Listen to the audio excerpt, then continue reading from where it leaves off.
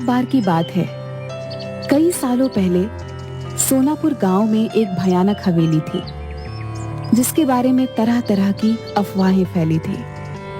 हर किसी का मानना था कि उस हवेली में कोई चुड़ैल का साया है। काफी बार गांव वालों को वहां पर चुड़ैल के होने का एहसास भी हुआ था। एक बार गांव के लोग गांव के चौराहे पर बैठकर सभी हवेली के बारे में बात कर रहे थे। अरे भैया, हवेली में भूत का साया है। मैंने खुद पेड़ों से फूलों को उड़ते हुए खुद हवेली में जाते हुए देखा है। अरे नहीं कर लो भैया, वहाँ भूत का नहीं, वहाँ पर चुड़ैल का साया है। मैंने 2 पायलों की आवाज सुनी है। अरे सुनील चचा, भूत चुड़ैल नहीं, वहाँ तो राक्षस है, राक्षस। मैंने देखा, मेरी गाय का दूध अपने आप निकलकर बर्तन में चला गया भैया, और फिर बर्तन हवेली में। बात तो सही है, मैंने भी हंसने की बहुत सी आवाजें सुनी हैं। जमींदार साहब, आपको हवेली और गांव के बीच में मजबूत दीवार बना देनी चाहिए। कम से कम ये भूत हमारे बच्चों को तो नुकसान नहीं पहुंचाएंगे। न जाने हवेली में भूत है कि चुड़ैल, लेकिन एक बार जब मेरे पति लकड़ियां काट रहे थे तो उनकी कुल्हाड़ी नीचे गिर गई। अचानक कुल्हाड़ी न जाने कैसे उड़ते हुए वापस उनके हाथ में आ गई। मेरी तो डर के मारे जान ही निकल गई थी। हाँ बिटिया, सच कहती हो, वहाँ कोई है जिसने हमारी सहायता की। मेरी पोती तालाब में डूब गई थी। अचानक तेज हवा चली और मेरी बेटी तालाब से उड़ती हुई बाहर आ गई। देखो भाइयों, मेरा बेटा अमेरिका से वापस आ रहा है। कुछ दिनों के बाद वो वापस चला जाएगा। उसे इन सब घटनाओं के बारे में खबर नहीं होनी चाहिए। उसके जाने के बाद मैं ये दीवार पक्की करवा दूंगा। गांव के ही किसान का बेटा भीखू खाद लेने शहर जा रहा था।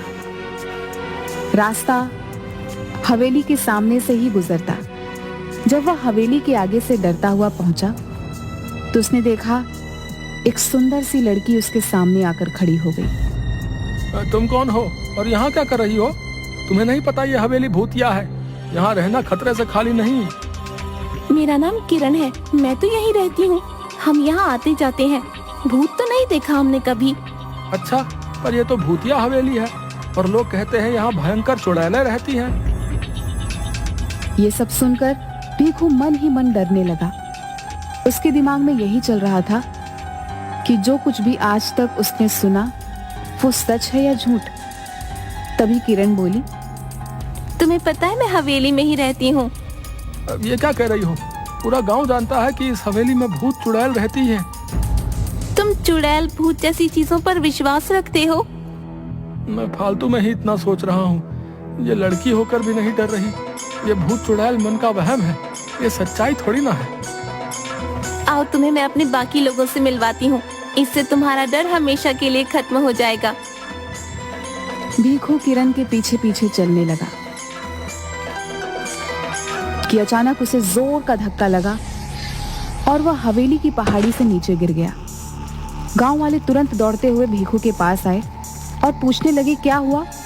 तभी भीखू के मुंह से बस ये शब्द निकले, हवेली, लड़की, किरण, हवेली।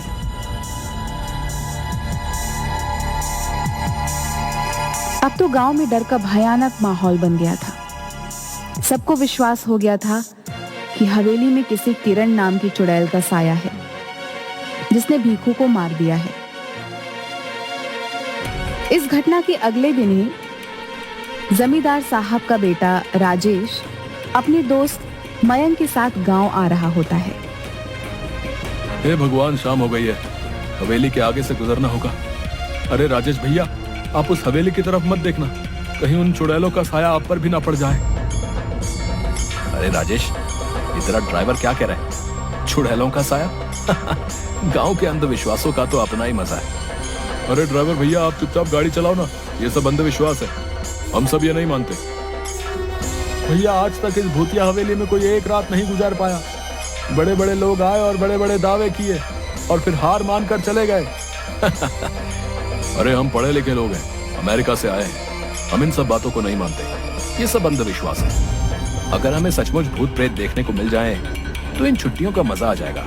क्यों राजेश? क्या हुआ बिरजू? अरे ये गाड़ी के आगे इतने सारे